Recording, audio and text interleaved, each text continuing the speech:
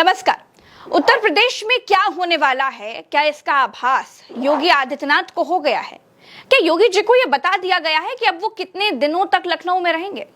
अब इसको समझने के लिए आपको योगी आदित्यनाथ के कुछ बयानों को समझना पड़ेगा। बयान नंबर 1, मैं गोरखपुर जाना पसंद करूंगा। बयान नंबर 2, सत्ता भी गंवानी पड़ेगी तो कोई समस्या नहीं है। बयान नंबर 3, मैं कोशिश नहीं करूंगा, हमारी पार्टी कोशिश करेगी।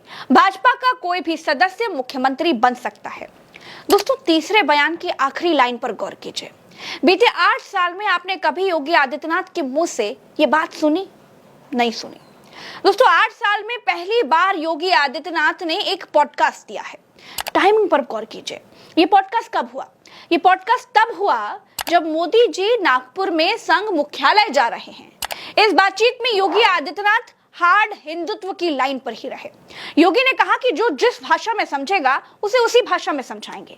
लेकिन जब चुनाव और सीएम से जुड़े सवाल आ गए तो योगी आदित्यनाथ ने कहा कि भाजपा का कोई भी सदस्य मुख्यमंत्री बन सकता है। दोस्तों, थोड़ा सा फ्लैशबैक में चलते हैं। मंच है, मंच पर केशव प्रसाद मौर्य हैं और बीजेपी के विधायक श्याम प्रकाश हैं। वो क्या कहते हैं? वो कहते हैं कि बाबा दिल्ली चले जाए, केशव जी उत्तर प्रदेश संभाल जाए। अनिश्चित मेरे मन में जो आता है वो पूरा भी होता है साथियों। ये दिन एक दिन जरूर आएगा, आप देख लीजिएगा, इतिहास गवाह बनेगा। ये बयान सुनते ही केशव प्रसाद मौर्य मुस्कुराने लगे और लोगों ने देखा कि अगले ही दिन लखनऊ में केशव प्रसाद मौर्य के आवास पर विधायकों की भीड़ आने लगी। जिलाध्यक्ष, विधायक, पूर्व विधायक सब केशव प्रसाद मौर्य को बुक देते हुए फोटोज खिंचवाने के लिए लौटे जा रहे थे। आगे क्या हुआ वो भी आप सुनिए। दोस्तों, एक बड़े नेता हैं, विधायक हैं नंदकिशोर गुर्जर। वो आजकल फटा कुर्ता पहनकर घूम रहे हैं और केशव जी कहते हैं कि उनको फटे कुर्ते में देखता हूं तो बड़ा दुख होता है।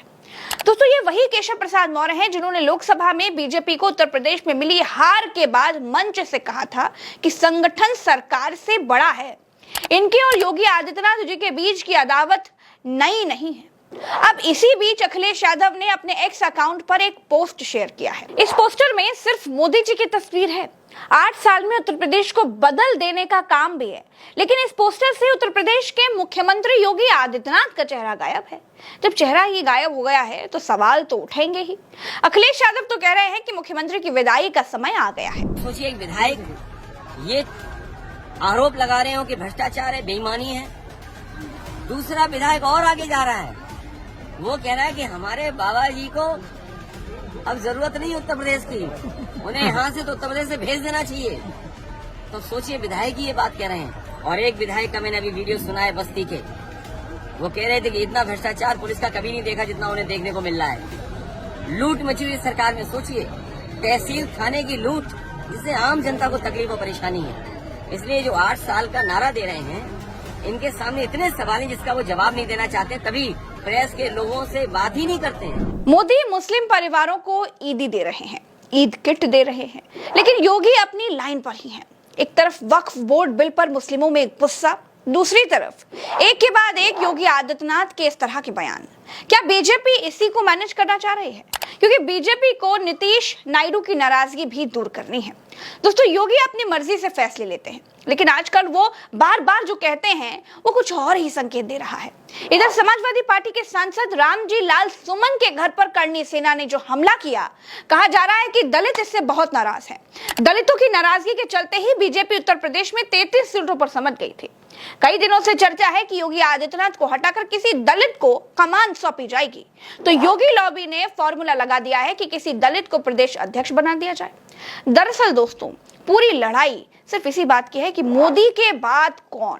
लेकिन जिस तरह से योगी आदित्यनाथ बयान दे रहे हैं, उसे लगता है कि योगी को सब कुछ पता है।